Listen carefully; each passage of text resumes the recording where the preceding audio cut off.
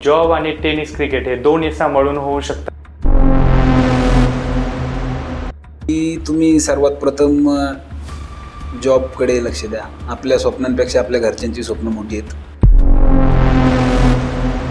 आतापर्यंतची सर्वात म्हणजे मोठी रक्कम कोणती आहे तुम्हाला भेटलेली? आणि मला कोण 10 रुपये, कोण 20, कोण 50, 100 असे मी पैसे घ्यायचो. टी शर्टच्या आत टाकायची विन केली होती आणि त्यानंतर गाडीत जाऊन टी शर्ट हे केला तर ते 63-64 हजार रुपये जवळपास जमा झाले. पोलीस कसे काय झाले? घरची परिस्थिती एकदम हे होती डाऊन. आई भाजी विकायची, वडील भाजीपाला विकायची. आम्ही 5 बहीण भाऊ. सकाळी एकदा भाजी केली की ती दिवसभर मग त्यातच ज्याने त्याने आपापले येऊन खायचं, ज्याला भूक लागेल. कोण कोणाला खा म्हणत नव्हतं. घराच्या जबाबदारी पूर्ण करावं लागतील. मग त्यामुळे मी मनामध्ये जिद्द ठेवली की पोलीस. नमस्कार मित्रांनो, साई स्पोर्ट इंडिया यूट्यूब चॅनलमध्ये आपले स्वागत आहे. आफ्टर द मॅच या पॉडकास्ट आपण चालू केलेला आहे. या पॉडकास्टमध्ये जे नवीन खेळाडू त्यांना एक रोड मॅप पाहिजे की आपण कोणत्या प्रयत्नांनी टेनिस क्रिकेटमध्ये एक उच्च पदावर जाऊ शकतो. त्यासाठी आपल्याला मित्रांनो आज आपल्या पॉडकास्टमध्ये एक अशा व्यक्ती येत आहेत ज्याचं आयुष्य म्हणजे संघर्ष, मेहनत, प्रेरणेचं जिवंत उदाहरण आहे. पोलीस सेवेत भरती झाल्यानंतर त्यांनी नक्षलवाद प्रभावित गडचिरोलीसारख्या कठीण भागात जबाबदारीने काम केलं. जीव धोक्यात घालून समाजाचं रक्षण केलं. पोलिसाचं कर्तव्य सांभाळताना त्यांनी आपल्या मनातील खेळाडू जिवंत ठेवला. महाराष्ट्र पोलीस 100 मीटर धावण्यामध्ये त्यांचं रेकॉर्ड आहे आणि गेली 10 वर्ष ते कोणीही मोडलं गेलेलं नाहीये. टेनिस क्रिकेटमध्ये चमक दाखवली आणि रग्बीमध्ये भारताचं प्रतिनिधित्व करून देशाचं नाव उंचावलं. इतकंच नाही तर आपल्या घरासाठी व कुटुंबासाठी त्यांनी भाजीपाला मार्केटमध्ये स्टॉल लावला आहे. ते समाजाचं पर्वा न करता थांबतात.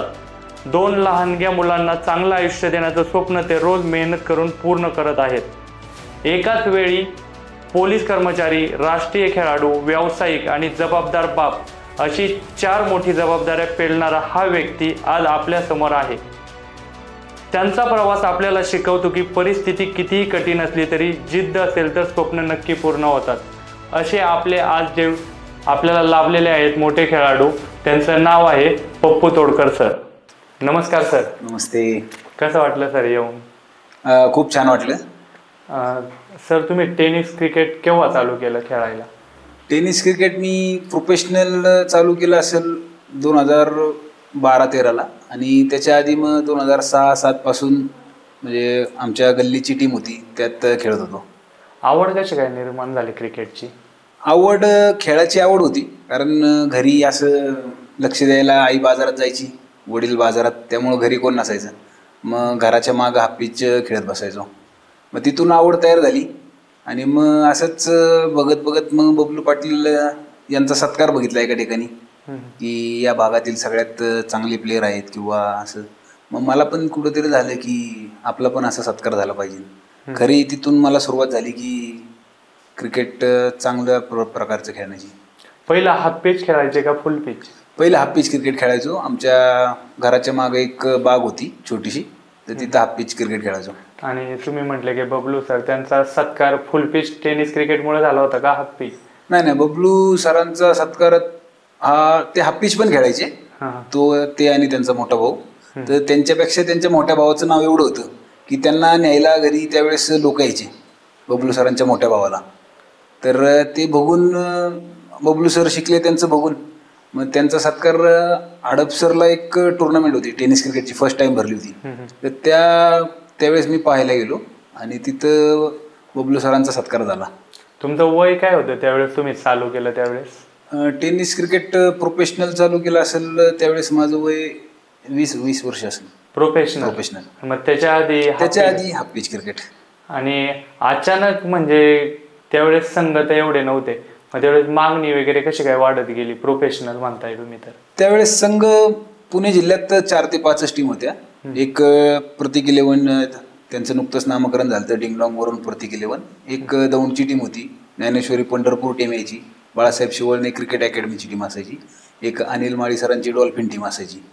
तर ह्या 4 ते 5 टीम्स असायच्या. बाकी टीम मग ज्या एरियातल्या असतील टुर्नामेंट अशा मॅचेस व्हायच्या. आणि पहिलं कसं हाफ सिस्टीम असायची. मग 4 दिवस 4 टीम या हाफ वाटून घ्यायची हे करून, की बाबा प्रतीक 11 शक्यतो शेवटच्या दिवशीच खेळायची. आणि बाकीच्या टीम आदल्या दिवशी एक एक हाफ वाटून घ्यायचे. मग सेमीफायनलला या 4 टीमांमध्ये मॅचेस व्हायच्या. आता तुमचं वय 20 वर्ष होतं, मग तुम्ही पुणे जिल्ह्या मर्यादित क्रिकेट खेळायचे की बाहेर पण जायचे त्यावेळेस? पहिले काही वर्ष बऱ्यापैकी 3-4 वर्ष पुणे जिल्ह्यातच खेळलो. त्यानंतर मग बाहेरून जसे जसे मागणी यायला लागले, बोलवायला लागले, तसं मग बाहेर जायला लागलो. तुमचा संघ कोणता प्रॉपर मग? सर्वात आधी मला सिद्धिविनायक म्हणून टीम होती पुण्यामध्ये. नितीन वाकळे यांनी मला त्या टीममध्ये पहिलं नेलं. त्यावेळेस राकेश, आशिष, निखिल जाधव हे त्या टीमचं मॅनेजमेंट बघायचे. सिद्धार्थ पाटोळे पण होता, हे त्या टीमचं हे बघायचे. आणि सगळे यंग पोर होते, म्हणजे जवळपास सगळे 18, 19, 20 वर्षाची. आणि त्या टीमने आम्ही त्यावेळेस DK टीम एकदम पीकवर होती, त्यांना हरवलं.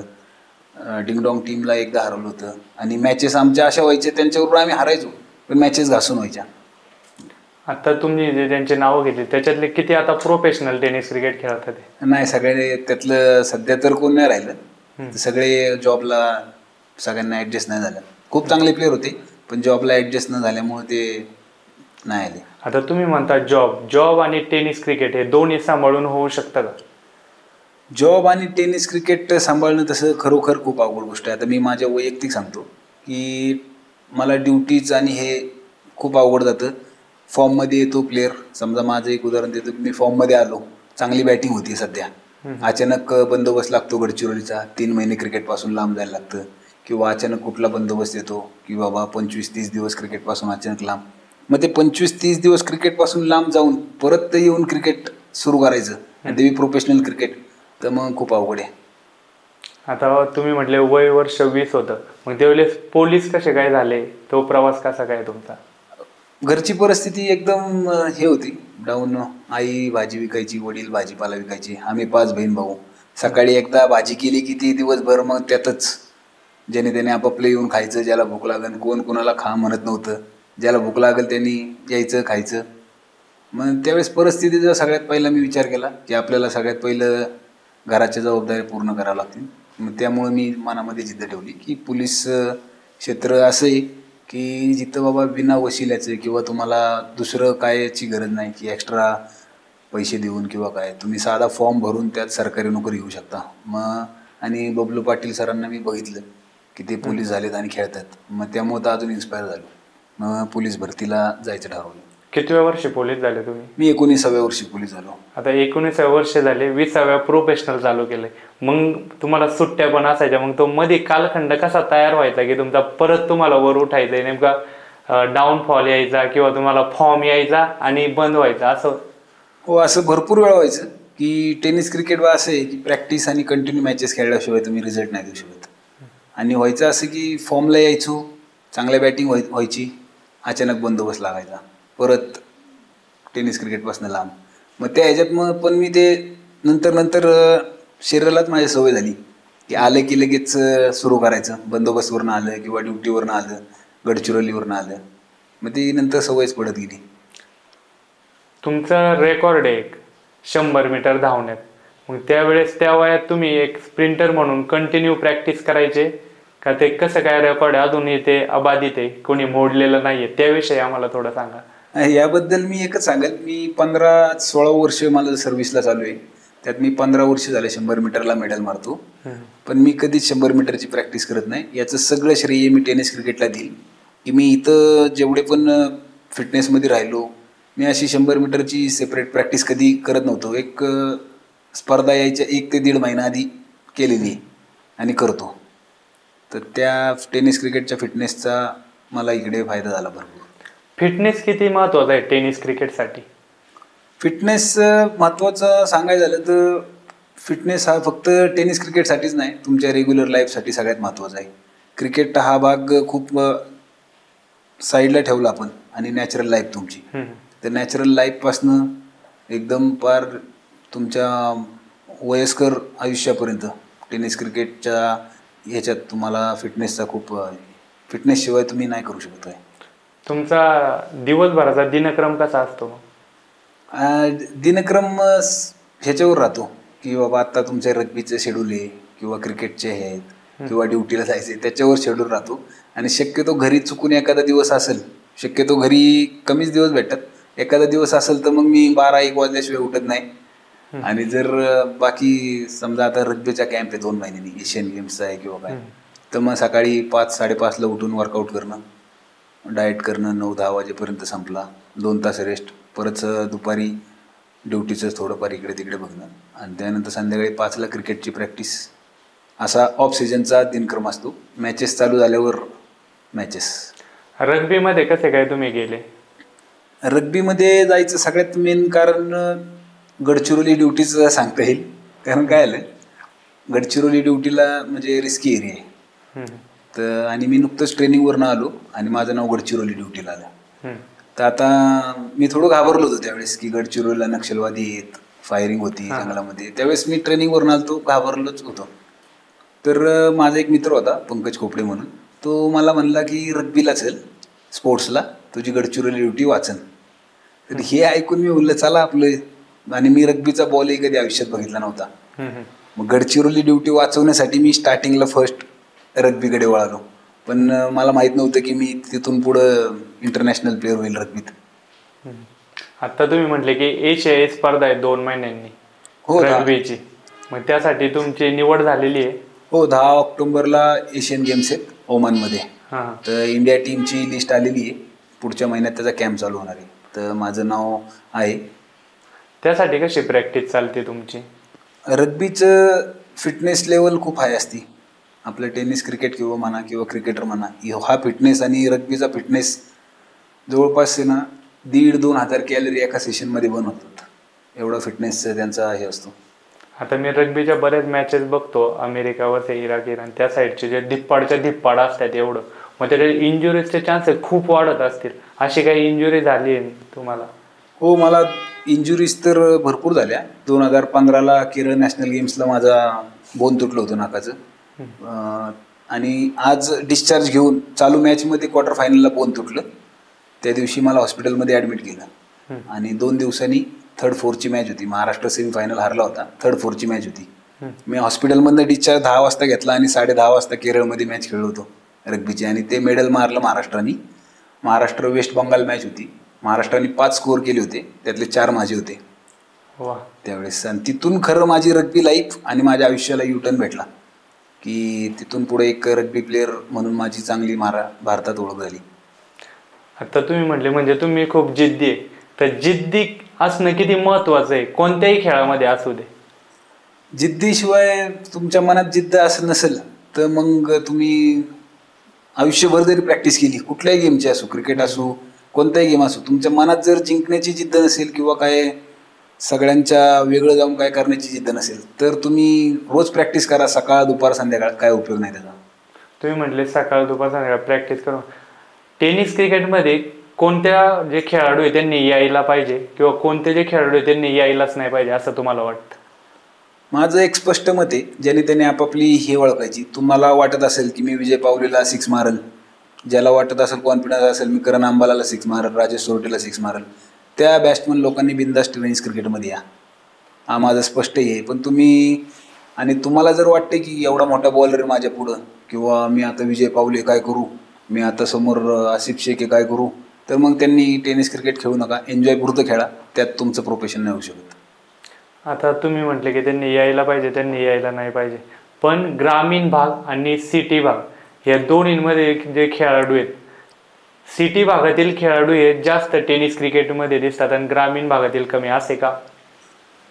असं सध्या तर थोडं परिस्थिती मला वाटते चेंज व्हायला लागली. ग्रामीण भागातून पण खूप चांगले चांगले प्लेअर मोठे व्हायला लागलेत. आणि टेनिस क्रिकेट हे असं क्षेत्र आहे इथं वशिल्याची गरज नाही. तुमचं टॅलेंट असेल तर तुम्ही सिटीत असू किंवा ग्रामीण भागात असू, तुमचं नाव होणार, तुम्हाला चान्स भेटणार. तुम्ही म्हटले टॅलेंट. आता भारतामध्ये जास्त टॅलेंटची पोरं आहेत, पण ISPL सारखे जे टुर्नामेंट होते त्यासाठी काय वेगळं टॅलेंट पाहिजे जे ISPL साठी निवड होईल? तुम्ही ISPLचा विचार, टेनिस क्रिकेट चालू केले ना, तर तुम्ही ISPLचा विचार मनात ठेवूच नका. तुम्ही रोज उद्या कुठल्या टुर्नामेंटला चाललाय त्या टुर्नामेंटला तुमचा परफॉर्मन्स मॅटर करतो. परवा दिवशी कुठल्या मॅचेसला चाललाय ते मॅटर करतो. ISPLचा विचार तुम्ही स्वतःहून की मला ISPLला जायचंय किंवा मी त्यासाठी हे करेल, तर ते मनातनं काढून टाका. कारण कमीत कमी हजारो लाखो लोक खेळतात टेनिस क्रिकेट भारतात. तर सगळ्यांना तिथे पोचतील असं नाही. तुम्ही रोजचा परफॉर्मन्स अप करत राहा, एक दिवस तुम्ही नक्की ISPL ला असाल. आता आपण बघितलं की खूप कमी लोक ISPL पर्यंत जातात, पण जर मी तुम्हाला विचारतो की तुम्हाला जर ISPL पर्यंत पोहोचायचं असेल, तुमचा वेगळा प्रयत्न काय चालू आहे? मग मी पहिल्या वर्षी ISPL ला होतो, ट्रायल दिल्या, सर्व सिलेक्शन झालं. ISPL ला ऑप्शन लिस्टला पण होतो, पण मला काही कारणास्तव पोलीस डिपार्टमेंटमधनं झालं किंवा हे आमच्या यातनं की ज्यावेळेस 10 तारीख होती, महिना एक्झॅक्ट सांगता नाही यायचा, त्यावेळेस माझी 100 मीटरची फायनल पोलीस गेमची आली आणि मला तिकडं फायनल ट्रायलला जाता नाही आलं. तर तिथून मग मी त्यावेळेसच जास्त विचार केला की आपण अशा टुर्नामेंट नाही खेळलं पाहिजे की ज्या ठिकाणी बाबा ॲग्रीमेंट होतात किंवा असं आपण बांधील नाही राहू शकत. कारण आम्हाला अचानक ड्युटी लागली तर कोणतीही स्पर्धा असो, भले ते ISPL का असे ना, आम्हाला ड्युटीवर पहिलं जायला लागलं. मग आता बबलू सर कसे काय ऍडजस्ट करतात ते पोलीस असून? बबलू सर अपवाद आहेत या गोष्टीला, कारण त्यांचं असेल त्यांच्या नशिबानी म्हणा किंवा त्यांच्या टॅलेंटने म्हणा की त्यांना त्यावेळेस नेमकं बंदोबस्त नाही लागला किंवा त्यांना कुठल्या मॅचेस. आणि बबलू पहिला 100 मीटरचा प्लेअर होता. मी ज्यावेळेस 2010ला भरती झालो, माझ्या आधी 4 वर्ष बबलू सर 100 मीटरचं मेडल मारायचे. तर त्यानंतर त्यांनी इंजुरीमुळे 100 मीटर सोडलं, तर त्यांना पूर्ण फोकस हा क्रिकेटवर करता आला. तसं माझं नाही राहिलं. मला 100 मीटरला कधी इंजुरी नाही झाली आणि परफॉर्मन्स डाऊन नाही आल्यामुळे मी कंटिन्यू 16 वर्ष मला तिकडं पण लक्ष द्यायला लागलं, रग्बीला पण लक्ष द्यायला लागलं, ड्युटीला लक्ष द्यायला लागलं आणि ते बघून मग टेनिस क्रिकेट खेळत. आता तुम्ही म्हटले 3 गोष्टींकडे लक्ष आहे, पण या समवेत कुटुंबाकडे लक्ष कसं असतं तुमचं? कुटुंबाची तर मी जाहीरवर माफी मागेल की या सगळ्यातनं कुटुंबाकडे खरंच माझ्याकडून खूप दुर्लक्ष होतं. पण ते राग न मानता सर्व माझं कुटुंब ते मला कायम पाठीशी राहतं. आता तुम्ही म्हटले तुमच्या पाठीशी कुटुंब आहे, पण असे अनेक क्रिकेटर आहेत त्यांच्या पाठीशी कुटुंब नसल्यामुळे त्यांना टेनिस क्रिकेट हे खेळता येत नाही. तर त्यांनी त्या खेळाडूंसाठी तुम्ही काय सांगाल? अशा खेळाडूंना मी एकच माझं सांगणार आहे, सगळ्यात पहिलं कुटुंब आहे मित्रांनो. आणि कुटुंब जर खुश नसेल तुमचं, तर तुम्ही तुमच्या तुम्ही निवडलेल्या क्षेत्रावर जर कुटुंब खुश नसेल तर मग तुम्ही नक्की क्षेत्र चेंज करा. आता त्यांनी क्षेत्र चेंज करून काही जण कामाला जातात, कामाला जाऊन पण त्यांना क्रिकेट खेळण्याची खूप आवड असते. आत्ता जर बघितलं तर अनिकेत ताकवण्यासारखा एक खेळाडू आहे, तो IT भागात कामाला होता, म्हणजे तुमच्याच याच्यातून घडलेला आहे. तर त्याने आता पूर्ण काम सोडून पूर्ण फोकस हा टेनिस क्रिकेटकर केलेला आहे. तर तो आता प्रोफेशनल मागच्या वर्षीपासून खेळायला लागलाय. तर नक्की तुमचा सल्ला काय आहे ज्यांना काम करून पण खेळायचं आहे अशांसाठी? बरोबर, अनिकेत हा खूप चांगला प्लेअर आहे, ऑलराऊंडर आहे आणि खूप चांगला प्लेअर आहे. पण माझं एकच सांगणं असेल सर्व नवीन प्लेअरला की तुम्ही सर्वात प्रथम जॉबकडे लक्ष द्या. आपल्या स्वप्नांपेक्षा आपल्या घरच्यांची स्वप्न मोठी आहेत आणि ती पूर्ण करणं ही आपली जबाबदारी. तर सर्वात आधी तुम्ही जॉबच करावा असं नाही, काही व्यवसाय करा जेणेकरून तुमच्या कुटुंबाचा उदरनिर्वाह चालेल आणि त्यानंतर क्रिकेट खेळा. आणि तुम्हाला जर तुमच्याकडं तेवढं टॅलेंट असेल की तुम्ही फक्त क्रिकेटवर जर हे करू शकत असाल कुटुंबाचा उदरनिर्वाह, तर क्रिकेटकडे पण तुम्ही त्या दृष्टीने बघू शकता. एक व्यावसायिकता क्रिकेटमध्ये पण आहे, टेनिस क्रिकेटमध्ये. टेनिस क्रिकेट हे व्यावसायिक क्रिकेट झालेलं आहे, तर त्याविषयी तुमचं काय म्हणणं आहे? जे नवीन खेळाडू आहेत ते व्यावसायिक क्रिकेट म्हणून बघतात. आता तुमचाच विद्यार्थी शुभम शेळके यांनी गाव सोडून तो सिटीमध्ये राहून क्रिकेट खेळतोय, तर अशा विद्यार्थ्यांना तुमचा काय सल्ला आहे? खरंच मी शुभमच्या जिद्दीला खरंच मानतो. तो एका छोट्याशा गावातून आला आणि एवढ्या मोठ्या टेनिस क्रिकेटमध्ये आज महाराष्ट्रात त्याचं खूप चांगलं नाव आहे आणि तुम्ही पण तसं करू शकता. फक्त त्याची मेहनत काय आहे, तुम्हाला आज शुभम शेळके दिसतोय, त्याच्या मागं त्याची मेहनत काय आहे हे मी पाहिलेलं आहे. तर तेवढी तुमची मेहनत करायची तयारी असेल तर तुम्ही नक्की या ठिकाणी वळू शकता. म्हणजे तुम्हाला म्हणायचं एक चांगला खेळाडू बनायचं शिस्त पाहिजे. शिस्त पाहिजे, शिस्तीशिवाय कोणतीही गोष्ट होऊ शकत नाही. शिस्तीशिवाय काय. आता आपण म्हणलो की ग्रामीण भागातील खेळाडू मग अशी सिटी भागातील खेळाडू, तर ग्रामीण भागातील बॉलर आणि सिटी भागातील बॉलर यांच्यामध्ये खूप डिफरंट आढळतो आपल्याला, असं का? ग्रामीण भागात शक्यतो प्रॅक्टिसला प्लेयर्स म्हणजे लिमिटेड असतात, एका गावातले म्हणा त्या गावात येतात. तसं शहरामध्ये प्रॅक्टिसला एकाच ग्राउंडवर भरपूर प्लेयर राहतात. तर एकमेकांचं शिकून एकमेकांचं बघून बॉलर चांगले तयार होतात, बॅट्समन तयार होतात. ग्रामीण भागातून पण भरपूर चांगले चांगले प्लेयर यायला लागलेत पण आता. आणि ग्रामीण सिटी असं क्रिकेटमध्ये नाही राहिलं आता माझं तर वैयक्तिक मत आहे. आता तुम्ही तालुक्याच्या टीमचं प्रतिनिधित्व करता तुमच्या, तर तुमचे असे कोणते किस्से की तुम्ही एकतर्फी विजय मिळवून दिलेला आहे तालुक्याच्या टीमचा? म्हणजे तुम्ही एक राष्ट्रवादी चषकमध्ये 50 मारली होती बारामती विरुद्ध, त्याविषयी काय सांगसान त्या सामन्याविषयी? बारामतीची टीम तालुका फॉर्मॅटमध्ये आता पूर्ण महाराष्ट्रामध्ये टॉपची टीम असेल, तर त्या टीमला हरवण्यासाठी आणि आपल्याच ग्राउंडवर मॅचेस झाले इथे, तर 50 त्या मॅचेसला मारली होती मी. तर अशा भरपूर मॅचेस आहेत की तालुकाच्या की माझ्या परफॉर्मन्समुळं म्हणा किंवा सगळे प्लेयर्स खेळल्यामुळे जिंकल्यात. आणि असं एकाच्या परफॉर्मन्समुळे शक्यतो मॅचिंगचं हे नाही, पूर्ण टीमचा सपोर्ट जरूरच आहे. आता आनंदवाडीमध्ये आपण टुर्नामेंट बघितली, तिथे तुम्हाला 2 व्हीलर भेटली, 18 बॉल 48 धावा. म्हणजे मी बघितलेली आत्तापर्यंतची माझी आवडतीची इनिंग होती तुमची, एक फॅन म्हणून म्हणतोय, कारण पहिल्याच ओव्हरला तुम्ही 26 रन मारले आणि ते पण आशिष मेहरोलला. एक ओपनची टीम सगळ्यात भारी टीम त्यांचा सेट होता, केतन म्हात्रे झालं, अनेक त्यांच्या दिग्गज खेळाडू होते.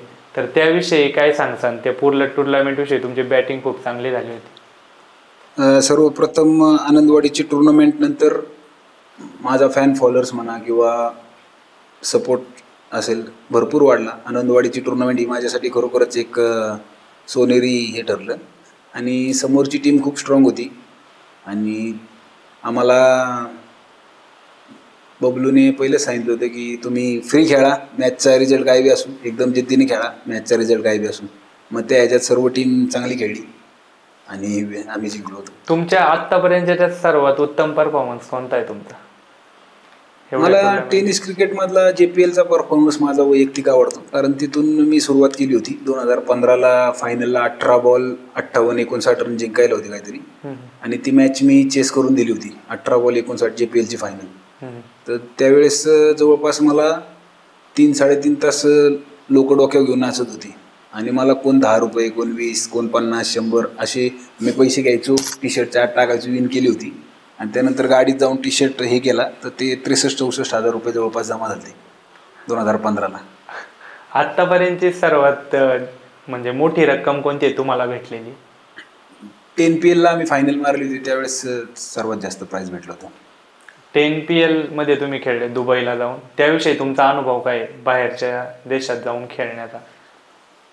10PL ला खेळणं म्हणजे बाहेरच्या देशात सगळ्यात पहिलं तुम्हाला तुमचा कॉन्फिडन्स लेवल खूप हाय पाहिजे. आणि 10PL ही त्यावेळेस अशी टुर्नामेंट होती की आता बिग बॅश भरपूर झाल्यात, त्यामुळं पण पहिलं एवढ्या मोठ्या टीमा एकत्र येणं, एवढे प्लेयर एका टीममध्ये, तर ते खूप मुश्किल असायचं. आणि 10PL ला दुबईमध्ये जाऊन शारजा स्टेडियमला जाऊन खेळणं खूप चॅलेंजिंग होतं, पण त्यावेळेस फॉर्म आणि परफॉर्मन्स चांगला असल्यामुळं होऊन गेला. त्यावेळेस होऊन गेला असं नका सांगू, त्यांचा एखादा मला किस्सा सांगा की त्या मॅच विषयी. तुम्ही मी ते मॅचेस बघितल्या आणि तुमची जी खेळण्याची स्टाईल आहे पूर्ण, म्हणजे भारतात ही तुमच्यासारखी खेळण्याची स्टाईल कोणत्याच खेळाडूची नाही, तर त्या स्टाईल विषयी पण आम्हाला सांगा थोडं. मला भरपूर जण म्हणतात तुझी स्टाईल वेगळी आहे, असं कर, असे चेंजेस आण, हे कर ते कर, पण मला कधी अशी रनांची कमीच पडली नाही. त्यामुळे मी स्टाईल चेंज काय करू की बाबा भरपूर जण म्हणतात मध्ये खेळ किंवा असं खेळ तसं खेळ किंवा तुझा स्टान्स व्यवस्थित कर, पण मला ते स्टान्सनी समोरच्या बॉल म्हणले, बाकी सगळे म्हणतात की तू फक्त लेग साईडलाच मारतो, पण मला समोरच्या बॉलरला माहिती आहे की मी लेग साईडलाच मारतो, तरी पण मी त्यांनी कुठलाही बॉल टाकला तरी मी ॲडजस्ट करून तिकडे घेतो आणि मला रन्स भेटतात. त्यामुळे मी कधी स्टाईल चेंज करायचा विचार नाही केला.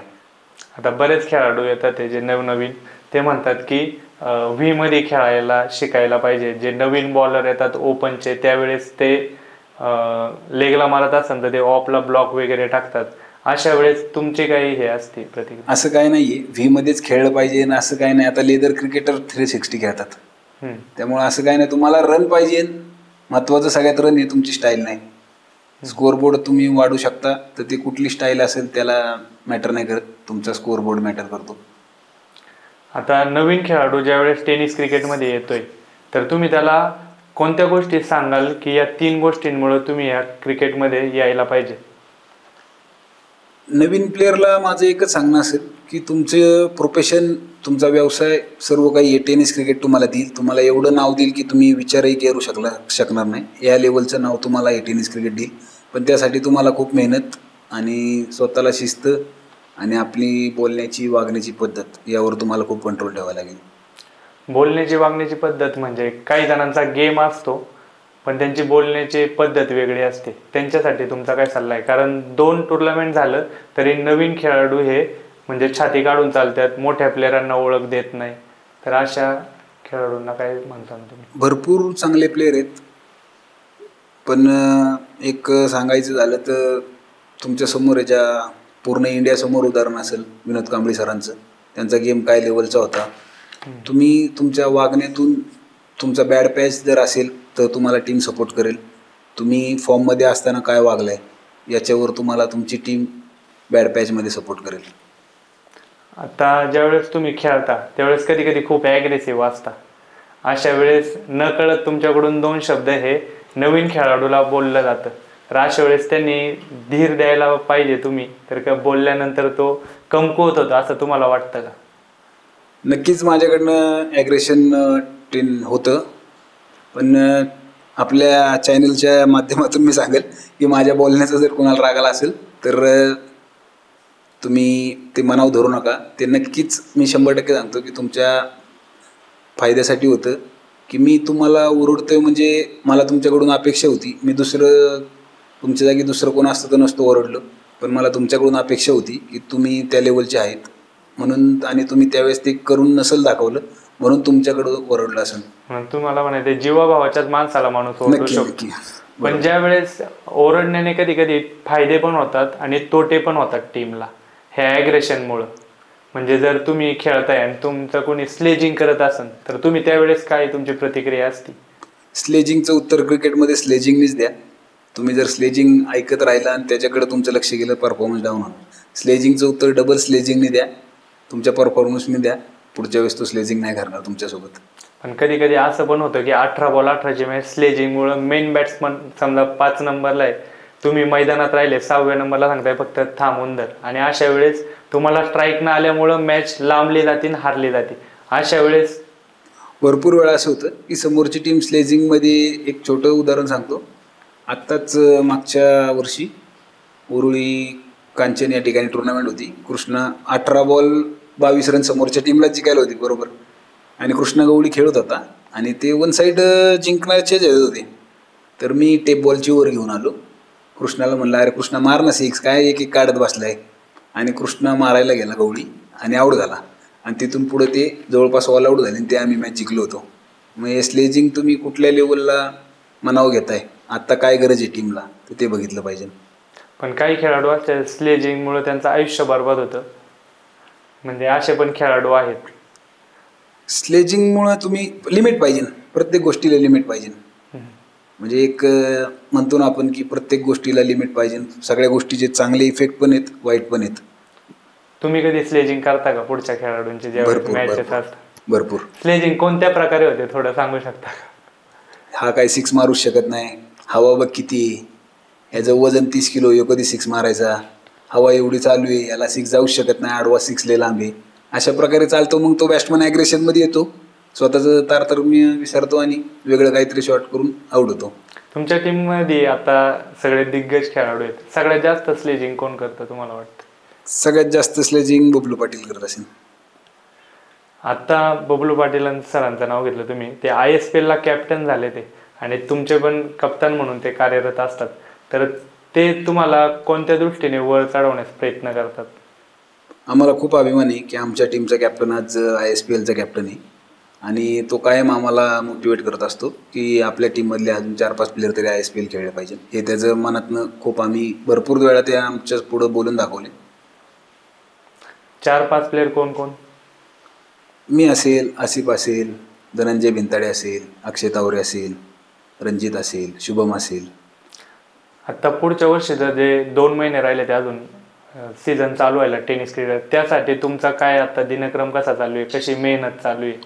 सध्या तर रबर बॉलचीच प्रॅक्टिस चालू आहे आणि भरपूर ड्युट्या करून घेतोय मित्रांच्या पण, म्हणजे टेनिस क्रिकेट चालू झालं की मित्र माझ्या ड्युटी करतील. म्हणजे ड्युटी ऍडजस्ट करून तुम्हाला खेळायला वेळ भेटतो. हो, मित्र ड्युटी ॲडजस्ट करतात आणि त्या मित्रांचं खरोखर मी मनापासून आभारी आहे की 15-16 वर्षात त्यांनी माझ्या एवढ्या ड्युटी ॲडजस्ट केल्यात की मी जे आज काय खेळतोय फक्त त्यांच्यामुळे. मित्र आणि संगत ही किती महत्वाची आहे आपल्या टेनिस क्रिकेटमध्ये असू द्या नाहीतर जीवनात असू द्या आपल्या? मित्र संगत या दोन्ही गोष्टी तुम्हाला भरपूर मॅटर करतात. जवळपास 70 ते 80% तुम्हाला घडवण्यात तुमच्या करिअरमध्ये मित्रांचा संगतीचा फरक पडतो. तुम्ही ठरवायचे तुम्हाला कशी संगत पाहिजे. मग ते तुम्ही निवडायचं की मला या संगतीत जायचं का चांगल्या संगतीत जायचं, वाईट संगतीत जायचं. पण मित्रांमुळे तुमचं आयुष्य बऱ्यापैकी 70-80% तुमचं भविष्य चांगलं होऊ शकतं. तुम्ही म्हटले काही मित्र असे पण असतात नशा करतात, बरेच जण आता टेनिस क्रिकेटमध्ये त्यांच्याविषयी तुमचं काय म्हणणं आहे? सर्वप्रथम जे नशा करत असतील टेनिस क्रिकेटमध्ये असतात पाहिले मी पण भरपूर. त्यांना खरोखर विनंती आहे की तुम्ही या ह्याच्यापासून लांब जावा. ते तुमच्यासाठी चांगलं नाही आहे, तुमच्या शरीरासाठी नाही आहे, तुमच्या कुटुंबासाठी नाही आहे. तर नक्की मी रिक्वेस्ट करेल की कुठलेही व्यसन करू नका. तर क्रिकेटनंतर पण काही आयुष्य आहे तर ते तुमच्या शरीरासाठी आणि तुमच्या घरच्यांसाठी ते हानिकारक आहे. आता ग्रामीण भागातील बरेच जे खेळाडू असतात ना ते काय करतात, गाववाईज टीममध्ये खेळतात. गाववाईज टीममधून एखाद्याला प्रोफेशनल टेनिस क्रिकेट खेळायचं असेल तर तेवढा त्याला चान्स भेटत नाही. मग त्याने अशा वेळेस काय करायला पाहिजे? गाववाईजच्या प्लेअरला जास्त करून चान्स भेटत नाही असं ज्यांचं म्हणणं असेल ना तर ते बऱ्यापैकी योग्य आहे का नाही याचं उत्तरच आजपर्यंत कोण देऊ शकत नाही. कारण तुम्हाला जर तुम्ही गाववाईजला चान्स तुम्ही खेळताय, गाववाईजला चांगले रिझल्ट येत आहे, पण तुम्हाला एखाद्या टुर्नामेंटला ओपनला बोलवलं, तुमचा तिथं रिझल्ट नाही झाला तर मग एक हे होऊन जाते की हा बाबा फक्त गाववाईजलाच खेळतो. त्यामुळं मग त्यांना बोलवणं किंवा त्यांना हे कमी होतं. तर गाववाईज तुम्ही खेळा, गावासाठी नक्की खेळा, पण तुम्हाला नाव करायचं असेल तर प्रोफेशनल क्रिकेटशिवाय तुमचं नाव नाही होऊ शकत. आता प्रोफेशनल टेनिस क्रिकेटमध्ये पुण्यामध्ये येऊन राहून टेनिस क्रिकेट खेळतात तर त्याविषयी तुमचं काय म्हणणं आहे? असं जर बाहेरचा एखादा ग्रामीण भागातील येऊन राहून खेळायचं असेल तर त्यांनी कोणत्या माध्यमातून यायला पाहिजे? भरपूर प्लेयर आहेत आत्ता पुण्यामध्ये राहतात, पूर्ण ग्रामीण एरियातून येऊन पुण्यामध्ये रूम करतात, एकत्र राहतात, वर्कआउट करतात, चांगला प्रॅक्टिस करतात आणि स्वतःचं नाव पण बऱ्यापैकी केलेलं आहे. भरपूर प्लेयर आहेत आत्ता पुण्यात तसे. कृष्णा पवार असेल, सूरज आपला हा असेल, रणजित असेल, शुभम असेल, विकी कलमे, बऱ्यापैकी प्लेयर. आता कृष्णा सातपुते सर पण पुण्यात येऊनच बाहेरून येऊन ग्रामीण भागात येऊन इथं स्टार्ट झाली. एजाजे हे सगळ्यांनी तोच प्लॅटफॉर्मनी ते वर गेलेत. तर हा प्लॅटफॉर्म खूप चांगला आहे. तुम्ही पुण्यात आलं, तुम्हाला ट्रॅव्हलिंगला सगळ्यात जवळ आहे सगळ्या भागात जायला, तर पुण्यात येऊन तुम्ही खेळू शकता क्रिकेट भरपूर. आता तुम्ही म्हटले कृष्णा सातपुते सर, ते ग्रामीण भागातून वर गेलेले आणि तुमचा आणि त्यांचा संपर्क कधीपासून आहे? त्यांची मेहनत काय आहे त्या पाठीमागं? सगळ्यात पहिलं कृष्णा सरांना मी पाहिलं, भोसरीला टुर्नामेंट होती त्यावेळेस 21,000 रुपये प्राईज होतं आणि त्यावेळेस प्रतीकची टीम म्हणजे त्यांना हरवणं म्हणजे मुश्किल. मला त्यांचं किट पण आठवतं, आकाशी कलरचं किट होतं त्यांचं आणि नेमकी त्यांची आणि आमचीच मॅच लागली होती भोसरीला. त्यावेळेस फर्स्ट टाईम मी कृष्णाला बघितलं होतं. त्यांना बघितलं होतं पण ते त्यावेळेस पुण्यात राहत होते का? कारण ते ना नवला कुंभरेच्या एकदा आमच्याच गावातल्या टीममध्ये आले होते 2016ला, पण ते हाफ पिच पण खेळत होते त्यावेळेस आणि त्यावेळेस ते पुण्या भागातच कुठंतरी राहत होते. त्यांनी हाफ पिच करता करता त्यांनी फुल पिचमध्ये प्रवेश केला आहे. तसंच तुम्ही त्यांच्याबरोबर हाफ पिचच्या काही टुर्नामेंट खेळलेले ते का? हो, मी हाफ पिचच्या कृष्णाबरोबर भरपूर टुर्नामेंट खेळले आणि आपल्याच भागात जास्त टुर्नामेंट हाफ पिचच्या व्हायच्या. त्यावेळेस कृष्णा सर आणि मी एकत्र हाफ पिचच्या भरपूर टुर्नामेंट खेळले आणि कृष्णा सर हे बबलू सरांच्या घरात तर भरपूर दिवस भाड्याने राहिले होते पुण्यामध्ये. पुण्याचं टेनिस क्रिकेट आणि मुंबईचं टेनिस क्रिकेट यामध्ये काय फरक जाणवतो तुम्हाला? पुण्याचं टेनिस क्रिकेट आणि मुंबईचं टेनिस क्रिकेट यात सगळ्यात मेन फरक आहे. पुण्यातले प्लेयर जेवढे 5 वर्षात मॅचेस खेळत नाही तेवढे मुंबईचे प्लेयर एका वर्षात मॅच खेळतात. त्यामुळं बऱ्यापैकी त्यांचं नाव म्हणा, त्यांचा परफॉर्मन्स म्हणा आप आहे.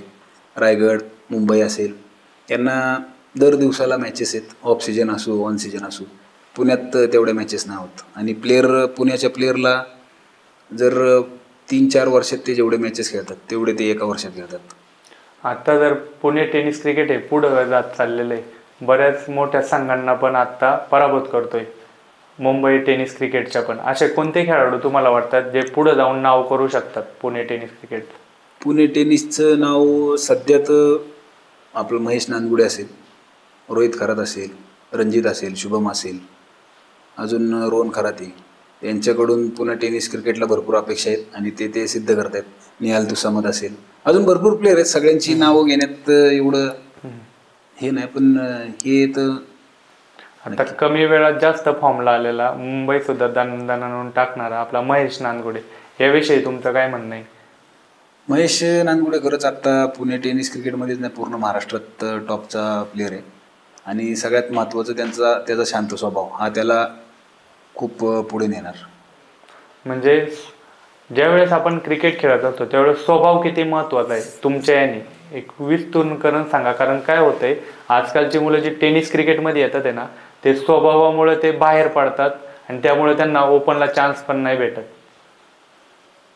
तुम्हाला मुंबईला नेणारं पुण्याचं प्लेअर असेल, तुम्हाला मुंबईला नेणारं, रायगडला नेणारं, कर्नाटकला नेणारं, गुजरातला नेणारं कोणी सिनियर प्लेअरच आहे.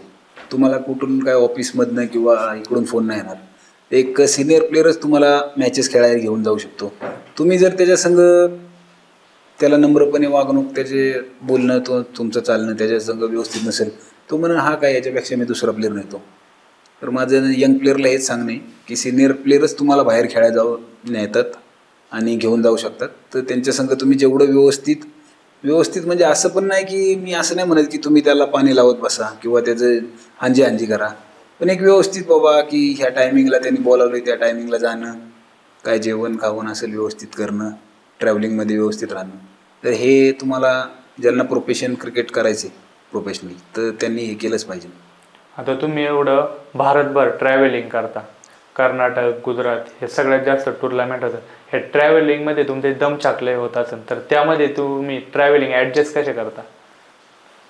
टेनिस क्रिकेटमध्ये खेळण्यापेक्षा जास्त मेहनत ट्रॅव्हलिंगला आहे खूप. आज प्लेअर गुजरातला रात्री खेळतो, सकाळी कोल्हापूरला असतो दुसरी टुर्नामेंट खेळाय, नाईटला तिथून परत चिपळूणला जातो. तर टेनिस क्रिकेटरला सगळ्यात मेन चॅलेंजिंग ट्रॅव्हलिंग आणि ट्रॅव्हलिंगमधनं फिट राहणं आणि त्यानंतर जाऊन खेळणं, या गोष्टी खूप चॅलेंजिंग आहेत. ट्रॅव्हलिंगमध्ये आहार कसा होतो मग ॲडजस्ट? ट्रॅव्हलिंगमध्ये शक्यतो प्रयत्न करा की घरनं निघताना स्वतःचा डबा नेणे आणि एखादं मील स्वतःच्या सोबत ठेवणे. जसं मी कायम माझ्यासोबत एक मील असतं माझं चिकन आणि राईसचं. कुठेही गेलो तरी मी पहिलं ते संपवतो, त्यानंतर मग पर्याय संपला की मग बाहेरचं जेवण. आता तुमचा जर फिटनेस बघता तुम्ही एवढं, मग बाहेरचं जेवतच नाही का कधी? असं नाही, पण मला ड्युटीज आणि हे सगळं टेनिस क्रिकेट हे माझं बाहेरच असतं जास्त करून, त्यामुळं बाहेरचं खायल्याशिवाय पर्यायच राहत नाही. बाहेरचं क्रिकेट म्हणजे गुजरातचं झालं, कर्नाटकचं झालं, महाराष्ट्रातलं, या तिन्ही फॉर्मॅटमध्ये म्हणजे वेगळं क्रिकेट कसं असतं? गुजरातचं क्रिकेट आणि महाराष्ट्राचं क्रिकेट तसं मॅचेस तर बऱ्यापैकी अशा ह्याच राहतात की तेच प्लेअर इकडं पण तिकडं तेच प्लेअर. प्रोफेशनल लेवलचं सांगतो, खालच्या लेवलला फरक असेल, पण प्रोफेशनल लेवलला महाराष्ट्र काय गुजरात काय सेम त्याच टीम असतात, तेच अपोनंट असतात, त्यामुळे क्रिकेटमध्ये जास्त फरक येत नाही. ज्यावेळेस तुम्ही कर्नाटकला खेळायला जाता त्यावेळेस काय माहोल असतो, विकेट कसे असतात? कर्नाटकला रेती असती ग्राउंडवर बऱ्यापैकी आणि माती विकेट असतात आणि बऱ्यापैकी ठिकाणी रेड बॉल असतो आणि 6 खूप लांब असतात कर्नाटकचे. आणि कर्नाटकला मॅचेस 12 ओव्हरच्या पुढंच राहतात, तर थोडं इकडच्या प्लेअरला चॅलेंजिंग राहतं, पण आपले इकडचे प्लेअर तिकडे जाऊन खूप चांगला परफॉर्मन्स करतात. माती विकेट आणि सिमेंट विकेट, तुम्हाला कोणत्या विकेटमध्ये खेळायला आवडतं? माती विकेट का सिमेंट विकेट? मला तर सिमेंटवर बॅटिंग माझी चांगली होती म्हणून सिमेंटवर आवडेल, पण टेनिस क्रिकेट हे चांगलं बघायला आणि चांगलं हे करायला माती विकेटच पाहिजे. काय डिफरंट असतो माती विकेट आणि सिमेंट विकेटमध्ये खेळताना? माती विकेटला बॉलरला पण ॲडव्हान्टेज बऱ्यापैकी असतो, बॉल थोडा टर्न होतो, सिमेंटच्या कम्पेअर बॉल जास्त टर्न होतो, सिमेंटवर तेवढा टर्न होत नाही. तर माती विकेट हे बॉलरसाठी चांगले, सिमेंट विकेट हे बॅट्समनसाठी चांगले. ज्यावेळेस कटर बॉलर येतात आणि सरळ जोरात टाकणारे बॉलर येतात, तर त्यामध्ये काय डिफरंट वाटतो खेळताना, कसं ॲडजस्ट करायला लागतं स्वतःला? तुम्ही जर स्पिनर आले तर बऱ्यापैकी माझं वैयक्तिक सांगतो, मी ज्यावेळेस बॅटिंगला जातो त्यावेळेस माझे 2 प्रकारचे हे माझ्या मनाची तयारी, की फास्टर आले तर मी थोडं समोरच्या तयारीत जास्त राहतो आणि स्पिनर आलं तर मी जास्तीत जास्त आडवून खेळण्याचा प्रयत्न करतो. हे माझं टेक्निक आहे की फास्टर आणि स्पिनरमध्ये माझ्या स्टान्समध्ये जरी फरक दिसत नसेल लोकांना, पण मला माझ्या मनात असते की आता फास्टर आहे किंवा आता स्पिनर आहे, मग त्या हिशोबाने मी ॲडजस्ट करत असतो. ज्यावेळेस एखादा बॅट्समन आहे त्याला तुम्ही काय सल्ला द्याल की ज्यावेळेस मोठे फास्टर बॉलर येतात, ओपन क्रिकेट खेळायला तुम्ही जाता, कारण ते डायरेक्ट त्या ओपन क्रिकेट खेळणारे नसतात, पहिले ते आयडॉल म्हणून खेळत असतात तालुक्यासाठी, गावासाठी. जर ओपन क्रिकेटचे बॉलर खेळायचे असेल तर तुमची कोणती मनाची तयारी पाहिजे? सगळ्यात महत्त्वाचं आहे ना, तुम्ही प्रॅक्टिस किंवा तुम्ही आता गाव वाईजला काय करताय तेच तुम्ही ओपनला करा, त्यात काही चेंजेस करू नका. बऱ्यापैकी मी बघतो की गाव वाईजचे जे प्लेअर असतात ते तिकडे वेगळ्या बॅटनी खेळतात आणि इकडं आल्यावर अचानक मोठ्या प्लेअरची बॅट दिसली त्या बॅट घेतात, किंवा मोठा प्लेअर तसं करतोय तसं करतात. तर यात काय फरक करू नका. जे तुम्ही गाव वाईजला करता, तालुका वाईजला करता, जे तुमच्या एरियामध्ये प्रॅक्टिसच्या वेळेस करता, किती पण मोठं क्रिकेट असू दे त्यात चेंजेस करू नका. तुम्ही तिथं जे करताय प्रॅक्टिसमध्ये ते जिथं करा मॅचला, मग तो समोर बॉलर कोणी असेल. आता तुम्ही म्हटले बॅटने, आता सोलापूरमध्ये खेळत असताना तुमच्याकडे बॅट नव्हती, तुम्ही अचानक एकाने दुसरी बॅट घेऊन डायरेक्ट तिने 6 मारले, म्हणजे बॅट किती इम्पॉर्टंट आहे तुम्हाला वाटतं खेळताना? खेळताना बॅट खूप इम्पॉर्टंट आहे. त्या दिवशी माझ्याकडे हलकी बॅट होती खूप, तर अचानक साई झाला आणि मी तिथनं बॅट घेतली साईची, कारण ती पहिली बॅट खूप हलकी वाटत होती, त्यांनी समोर 6 जात नव्हते आणि त्या ग्राउंडला समोरला सगळे बॉलर ऑफ स्टंपच्या बाहेरच टाकत होते. तर मी पटकन साईपाशीच आलो आणि तिथनं बॅट घेतली आणि भूषण गुळेला मी 1 ओव्हरला लगातार 3 बॉलला 3 6 मारले, समोर त्यातले 2 6 होते. तर बॅट खूप मॅटर करते टेनिस क्रिकेटमध्ये. बॅट माझं वैयक्तिक अनुभव आहे, बॅट खूप मॅटर करते. ज्यावेळेस नवीन खेळाडू बॅट घेतात तर ते ग्रामीण भागातील खेळाडू बॅट घेताना आणि सिटी भागातील म्हणण्यापेक्षा ओपन क्रिकेटचे बॅट घेताना यांच्यामध्ये बॅटीचा काय डिफरंट असतो तुम्हाला वाटतंय? नवीन प्लेअर किंवा कोण प्रोफेशनलच नाही की तुम्ही गावात कुठेही खेळताय तर तुम्ही बॅट घेताना ना, माझं वैयक्तिक सांगणे की बॅटचं वजन काय असेल किंवा हे काय असेल तर ते मॅटर नाही करत. किंवा एक बॅट आहे ती मला चांगली वाटते म्हणून ती त्याला चांगली वाटली असं नाही. आपल्याला वजन, जी बॅट हातात घेतल्यावर कॉन्फिडन्स येतो की बाबा हे बॅट मला कम्फर्टेबल वाटते, ती बॅट बिंदास घ्या. मग त्याचं वजन काय असेल किंवा त्याचा स्कूप काय असेल, खाच्या काय असेल, तर हे मला नाही वाटत जास्त रिझल्ट येतं. तुम्हाला हातात घेतल्यावर वाटलं की या बॅटने मी खेळू शकतो चांगला, बिंदास त्या बॅट घ्यावं. आता तुम्ही म्हटले कॉन्फिडन्स, मॅचेसमध्ये कॉन्फिडन्स हा लूज होतो आपोआप. ज्यावेळेस मोठे खेळाडू बघताना, म्हणजे कोणी असू दे, त्यावेळेस तुम्ही पण नवीन असताना डायरेक्ट 20 वर्षाचा मुलगा जर 30-40 वर्षाचा मुलाला जेव्हा आपण त्याला 10-15 वर्षाचा झाला आपला आयडॉल मानतोय, त्याच्याबरोबर मॅचेस खेळताना आपला कॉन्फिडन्स लूज होतो. अशा वेळेस कॉन्फिडन्स कसा दाखवणं गरजेचं आहे? अशा वेळेस तुमची ते कॉन्फिडन्स लेवल वाढणं हे ऐन टायमिंगला शक्य नाही आहे. तुम्ही प्रॅक्टिस किती केली याच्यावर तुमचा कॉन्फिडन्स राहतो. तुम्ही प्रॅक्टिसला जर बऱ्यापैकी तुम्ही प्रॅक्टिस केली, एकदम चांगलं प्रॅक्टिसला सगळं हे दिले, डाएट केलं आहे, वर्कआउट केलं आहे, तर तुमचा कॉन्फिडन्स लेवल त्या ग्राउंडमध्ये दिसेल. अचानक तुम्ही म्हणसाल माझा कॉन्फिडन्स लेवल वाढवा, तर ते टेनिस क्रिकेटमध्ये नाही, कुठल्याच खेळात शक्य नाही. मानसिक किती तंदुरुस्त होणं गरजेचं आहे क्रिकेटमध्ये? मानसिक तंदुरुस्तीशिवाय तुम्ही टेनिस क्रिकेट नाही खेळू शकत. उदाहरणासहित सांगा. म्हणजे उदाहरण आता तुमच्या मनात आहे की समोर बाबा आता डिंगडॉंगची टीम आहे, विनरची टीम आहे किंवा आणखीन मोठी टीम आहे, आता आमचं कसं होणार, तर मग तुम्ही नाही काय करू शकत. तुमची मानसिकता पाहिजे. समोर कोणी असो, मला बॅटिंग करायची, बॉलिंग करायची, फिल्डिंग माझ्या वाटेला जे येणार आहे ते मला करायचे, मग समोर कोणी असो, तर ती मानसिकता तुमची पाहिजे. ती एक खेळाडू ज्यावेळेस मोठा खेळाडू तयार होतो तो अनेक मॅचेस खेळून तयार होत असतो. बरोबर. पण मी तुमच्या संघातील तालुका वाईजला बघितले 1-2 नवीन खेळाडू आहेत, त्यांना डायरेक्ट, पण त्यांचा कॉन्फिडन्स हा खूप हाय लेवलचा झालेला आहे. तो कॉन्फिडन्स तो तुमच्यामुळे झालेला आहे वाटतं. तर तो कॉन्फिडन्स उंचावता कसा काय तुम्ही एवढा? नवीन जे खेळाडू आहेत त्यांच्यासाठी असं काहीतरी सांगा, म्हणजे किती मोठा खेळाडू आला तरी ते घाबरणार नाही. मी तर आता माझ्या तालुक्याची जी टीम असते ना, बऱ्यापैकी यंग प्लेअर आहेत, तर त्यांना एकच सांगतो की मॅच हारली जिंकली रिझल्ट मॅटर नाही करत. तुम्हाला वाटलं पाहिजे की मी आज चांगला खेळलो संध्याकाळी घरी जाताना, त्या हिशोबाने खेळा. मग ते रिझल्ट काय पण असो, तर मुलं पण चांगला रिझल्ट आणि चांगला परफॉर्मन्स द्यायला लागलेत. एखाद्या दिवशी ज्यावेळेस तुम्ही खेळत असता, रिझल्ट म्हणता तुम्ही, तुमचा जो स्पॉन्सर असतो त्याचा तुमच्यावर काही दबाव असतो का? आता मी ना सर्वात प्रथम यशवंत भाऊ पाचंगे जे आमचे स्पॉन्सर आहेत आणि गोविंद युनायटेड हे आम्हाला स्पॉन्सरशिप करतात, तर त्यांचं खूप मनापासून आभार मानतो. आणि त्यांनी आजपर्यंत आम्हाला कधी म्हणले नाही की जिंकलंच पाहिजे किंवा हे केलंच पाहिजे ते केलंच पाहिजे, तर असं कधीच आजपर्यंत तर नाही झालं. फ्री माइंडने खेळा. ज्यावेळेस तालुका हाफ तुम्ही मारता, वर जाता किंवा ओपन क्रिकेटला वर जाता आणि तुमच्यामुळं हा संघ वर गेलेला असतो आणि त्यावेळेस अजून 4 जण ॲड केले जातात टीममध्ये, त्यावेळेस संतुलित टीम होती का बिघडतं तुमचं कॉम्बिनेशन असं काय? नाही, माझी पूर्ण टीम मी जे 4 प्लेयर घेईल आयडॉल म्हणून आयकॉन म्हणून, तर त्यांच्यावर विश्वास ठेवते आणि आम्ही कधीच त्यांना असं हे करत नाही की तुम्ही आलाय तर ते टीमचा भाग म्हणूनच, किंवा बाकी ओपन टुर्नामेंट आम्ही त्यांच्यासोबत खेळतच असतो, त्यामुळे असं काय हे होत नाही कॉम्बिनेशन काय तुटायचं.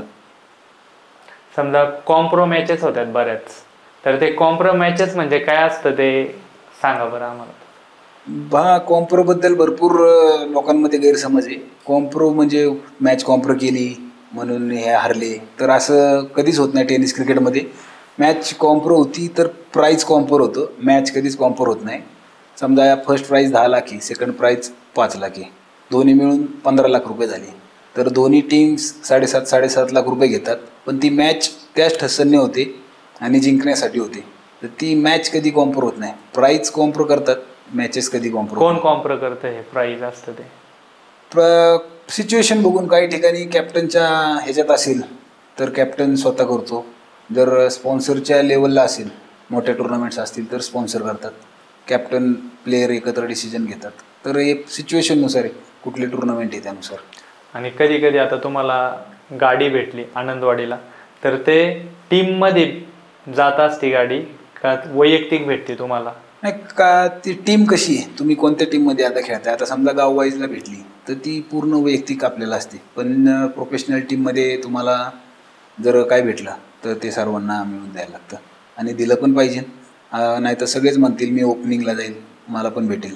तर प्रोफेशनल टीममध्ये बऱ्यापैकी 99% वाटूनच घेतात सर्वांच्यात. आणि एक वर्षभराची कमाई किती होते एक टेनिस क्रिकेट प्लेअरची? टेनिस क्रिकेटची वर्षभराची कमाई आता सध्या तर एवढी कमाई आहे, माझा पोलीसच्या पगारापेक्षा जास्त टेनिस क्रिकेट तालुका लेवलचे प्लेयर जे आहेत ते कमवतात. आता कमाई अशी एक्झॅक्ट नाही सांगू शकत, पण एवढं सांगतो की पोलीसच्या पगारात किंवा एक नॉर्मल माणसाचा पगार त्याच्यापेक्षा जास्त टेनिस क्रिकेट कमवतात. मग टेनिस क्रिकेटमध्ये आपण व्यावसायिकदृष्ट्या डायरेक्ट उडी मारू शकतो का? सर्वात प्रथम मी मगाशी पण सांगितलं इंटरव्ह्यू चालू व्हायच्या आधी की टेनिस क्रिकेटमध्ये तुम्ही प्रोफेशन आहे, प्रोफेशनल तुम्ही होऊ शकता, तुमचं कुटुंब पण त्याच्यावर चालू शकतं, पण तुमची क्षमता तेवढी पाहिजे. नाही तर मग तुम्ही नका वळू या क्षेत्राकडं. एन्जॉय म्हणून क्रिकेट खेळा, गावापुरतं खेळा, ड्युटी करून किंवा जॉब करून ॲडजस्ट होईल तेवढं खेळा. डायरेक्ट तुम्ही इकडं उडी मारायची असेल तर तुम्हाला कॉन्फिडन्स लेवल पाहिजे की मी बाबा आत्ता विश्वजित ठाकूरला गेल्या 6 मारन, त्या लेवलचा तुमचा कॉन्फिडन्स किंवा प्रॅक्टिस असेल तर तुम्ही नक्की प्रोफेशनल क्रिकेटमध्ये उडी मारा. एखाद्याचं 25 वय झालेलं आहे तरी त्याला कळत नाही आपण अजून तो म्हणतो मी प्रोफेशनल टेनिस क्रिकेट खेळू शकतो, तर वय निघून जातंय पण कळत नाहीये, अशांसाठी काय सल्ला आहे तुमचा? अशांसाठी खरोखर माझा एक सल्ला असेल की तुम्ही जास्तीत जास्त दिवस मागं हे राहू नका की माझं आत्ता करिअर होईल टेनिस क्रिकेटमध्ये, मग होईल. 4-5 वर्ष तुम्ही जर खेळले आणि जर तुमचं काय होत नसेल, तुम्हाला बाबा मोठ्या टुर्नामेंट्सला मोठ्या टीम्स प्रोफेशनल बोलवत नसतील, तर नक्की तुमचा परफॉर्मन्स त्या लेवलचा नाही आहे. तुम्ही दुसरं क्षेत्र निवडून त्यात उदरनिर्वाहाचं साधन तयार करा घरासाठी. हा माझा एक सल्ला असेल नक्कीच. तुम्हाला कधी वाटलं की टेनिस क्रिकेट हे सोडून द्यावं? नाही, टेनिस क्रिकेट सोडून द्यावं अजून तर कधीच वाटलं नाही आणि मला नाही वाटत कधी वाटेल, कारण टेनिस क्रिकेटने भरपूर काही दिलं मला. भरपूर म्हणजे मी विचारही केला नव्हता. कुठं आमच्या गावाला घरापाशी वड्याच्या कडेला बिना चप्पलचा खेळायचो. दुबईला गेलो खेळायला, एवढे देश एवढ्या वेळा गेलो की त्याचं लिमिट नाही. त्यामुळे टेनिस क्रिकेटने मला खूप काही दिलं. कधी बॅड पॅच आला का तुमचा? बॅड पॅच माझा असा लगातार कधीच नाही आला, अजूनपर्यंत नाही आला. फक्त प्रॉब्लेम माझा एकच होतो की 4-5 महिने क्रिकेटपासून लांब गेलो की आल्यावर मला 10-15 दिवस प्रॅक्टिसला भेटली की परत रिदम येतो. आल्या थोडे 1-2 दिवस जड जातं आणि 2-3 टुर्नामेंट खेळल्यावर मग परत तो रिदम येतो. असं लगातार बॅड पॅच की बाबा पूर्ण सीजन गेला असं आजपर्यंत नाही झालं कधी. तुम्ही एवढं टेनिस क्रिकेट खेळता खेळता फ्युचरचा काय विचार केला? फ्युचर गोल काय आहेत तुमचे? फ्युचर गोल तर आता माझे बऱ्यापैकी काही शिल्लक राहिले नाही. 10 वर्ष झालं इंडिया टीमसाठी खेळलो, 15 वर्ष झालं जवळपास टेनिस क्रिकेट खेळतोय आणि बाजी विकायचो आम्ही. आज माझ्या घरात माझी स्वतःची बिल्डिंग आहे, त्यात 60-70 IT टावरची कंपनीची पोरं भाड्यानं राहतात. तर मंथली इन्कम एवढा चांगला आहे. तर फ्युचरचं हे असं काही राहिलं नाही, सगळं झालेलं आहे. आता फक्त टेनिस क्रिकेट एन्जॉय करायचा. टेनिस क्रिकेट एन्जॉय करता करता नवीन खेळाडूंसाठी तुम्ही काय असा क्लब वगैरे खोलताल का भविष्यात टेनिस क्रिकेट प्लेयरांसाठी? नक्कीच ड्युटीवरनं जर टाईम भेटला तर माझं खूप इच्छा आहे की नवीन पोरांसाठी फिटनेस अकॅडमी किंवा टेनिस क्रिकेट आणि नवीन पोरांना माझ्याकडून काहीतरी फायदा होईल असं करायचा. मला बरेच कॉल येतात की दादा आम्ही काय करायला पाहिजे. अशा वेळेस मी तुमचा नंबर देऊ का की एवढं मोठं जे खेळत आहे त्यांचा नंबर घ्या आणि त्यांच्याकडून सल्ले घ्या आणि मग टेनिस क्रिकेटमध्ये या? नक्की बिनधास्त मला कधी पण कॉल करा. कुणाला डाएटविषयी अडचण असेल की काय खाल्लं पाहिजे, मला जास्त हे जाणवतं म्हणजे उत्साह नाही जाणवत तर डाएट प्लॅन काय पाहिजे, ट्रॅव्हलिंगमध्ये काय खाल्लं पाहिजे किंवा ऑफ सीजनमध्ये काय खाल्लं पाहिजे, तर मी नक्की गरजू असतील त्यांना नक्की सल्ला देईल की काय केलं पाहिजे. धन्यवाद सर, तुम्ही खेळाडूंना एवढं मार्गदर्शन केलेलं आहे. आमचे जे बघणारे व्ह्युअर्स, तुम्हाला जर कोणत्याही प्रकारचं टेनिस क्रिकेटमध्ये माहिती पाहिजे असेल, तुम्हाला आयुष्यात पुढं जायचं असेल, एक रोड मॅप पाहिजे असेल, तर एक कुटुंब प्रमुख म्हणजे मी मोठ्या भावाप्रमाणे समजतो सरांना तुम्हीही प्रश्न विचारू शकता मला. मी त्यांचा नंबर वगैरे देईल आणि नक्की सरांना संपर्क करा. सर तुम्ही आले, तुमचं धन्यवाद. धन्यवाद सर.